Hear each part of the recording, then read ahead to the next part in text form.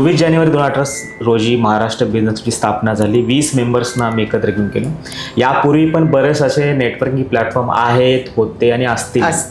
आणि मी स्वतः एका नेटवर्किंग प्लॅटफॉर्ममध्ये होतो. पण काय होतं, बऱ्याच वेळेला ट्रस्ट असते. त्या ट्रस्ट असल्यामुळे बरंच सारं अंतर्गत राजकारण असतं वगैरे असतं, त्यामुळे कुठल्या तरी व्यावसायिकाचं नुकसान होतं.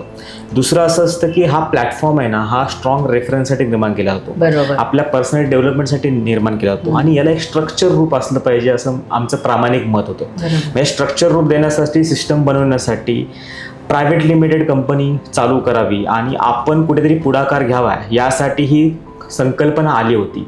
चांगली लोक चांगलं कनेक्ट देण्यासाठी एकत्र आली पाहिजे, त्यासाठी कोणी ना कोणीतरी पुढाकार घेतला पाहिजे. आणि योगायोगाने थोडासा अनुभव असल्यामुळे, संपर्क असल्यामुळे ती संधीचं सोनं आम्ही केलं आणि 2018 साली महाराष्ट्र बिझनेस क्लबची स्थापना केली.